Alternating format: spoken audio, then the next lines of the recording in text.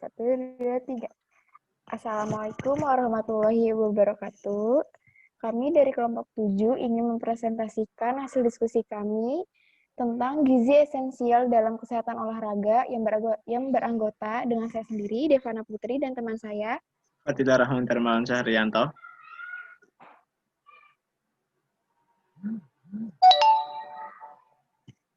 Oke, lanjut.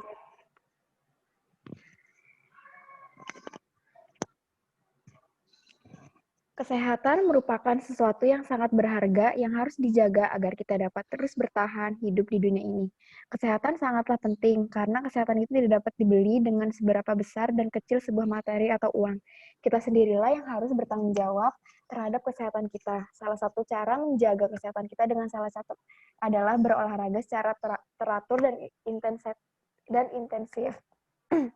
Selain olahraga, pola hidup juga mempengaruhi kesehatan itu sendiri dengan mengatur pola gizi yang dikonsumsi oleh tubuh kita sendiri.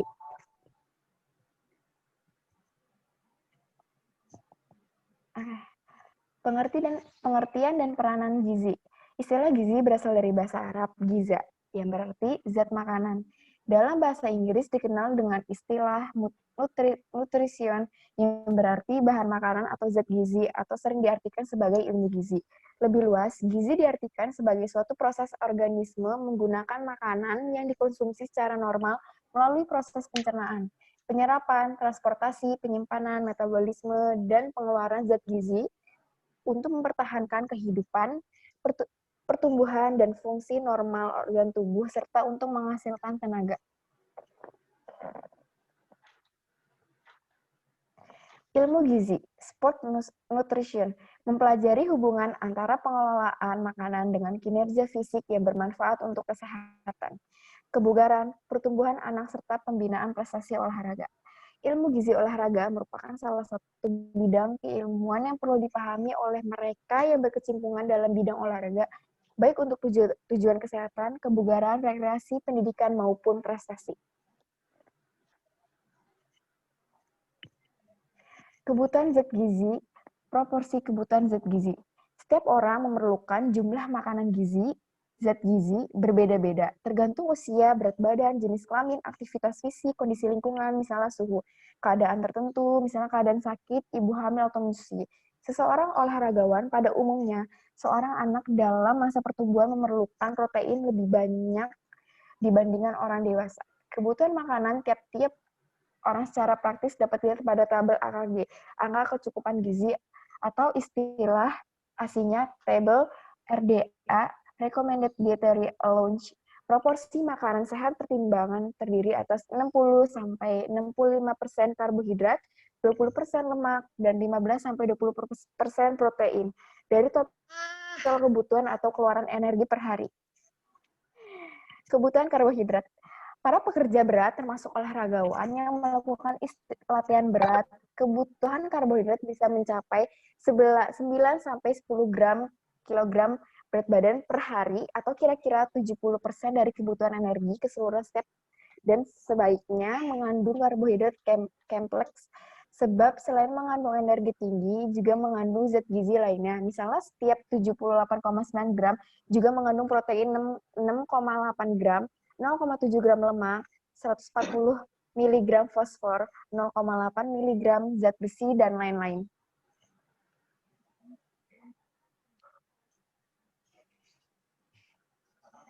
Kebutuhan lemak. Untuk memelihara keseimbangan fungsinya, tubuh memerlukan lemak 0,5 sampai 1 gram kilogram berat badan per hari. Latihan olahraga meningkatkan kapasitas otot dalam menggunakan lemak sebagai sumber energi. Peningkatan metabolisme lemak pada waktu melakukan kegiatan olahraga yang lama mempunyai efek melindungi pemakaian glycogen storing effect, dan memperbaiki kapasitas ketahanan fatigue endurance capacity. Walaupun demikian, konsumsi energi dari lemak dianjurkan tidak lebih dari 30% total energi per hari. Bagi mereka yang memerlukan lebih banyak karbohidrat, perlu memerlukan lemak atau mengimbanginya. Bisa dilanjut dengan Fadil. Ya. Selanjutnya, kebutuhan protein. Secara umum, kebutuhan protein adalah 0,8 sampai 1 gram per kilogram berat badan per hari. Tetapi bagi mereka yang bekerja Kebutuhan protein bertambah. Penelitian membuktikan bahwa kegiatan olahraga yang teratur meningkatkan kebutuhan protein. Atlet dari olahraga yang memerlukan kekuatan dan kecepatan perlu mengkonsumsi 1,2 sampai 1,7 gram protein per kilogram berat badan per hari. Atau kurang lebih 100 sampai 212% dari yang dianjurkan. Dan atlet endurance memerlukan protein tersebut dapat diperoleh dari diet mengandung 12-15% protein. Perbandingan protein hewani sama dengan protein nabati sebanyak 1:1. Meskipun protein memerlukan zat pembangun,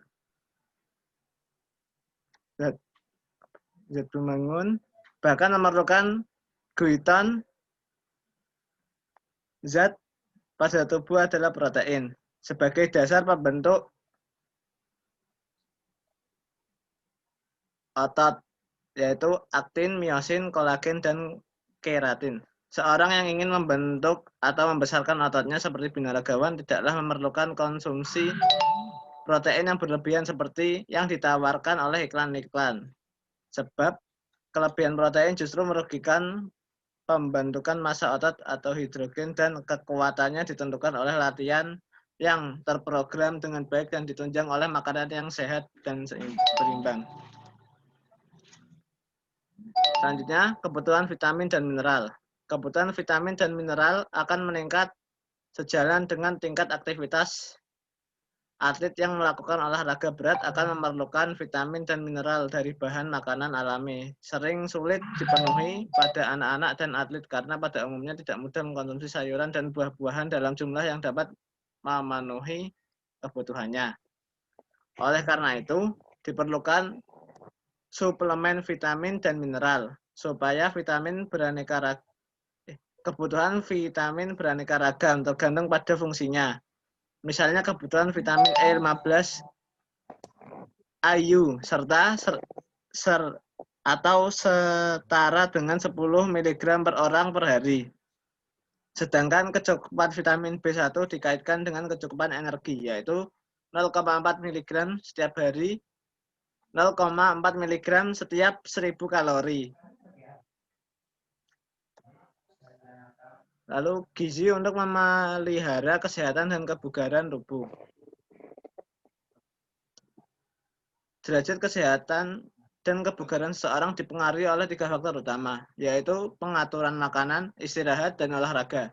Orang yang mengalami kelebihan berat badan disebabkan oleh ketidakseimbangan antara energi yang berasal dari makanan. Demikian juga beberapa penyakit degeneratif non-infeksi, seperti aterosklerosis, hipertensi, diabetes mellitus, dapat disebabkan oleh ketidakseimbangan makanan sehari-hari.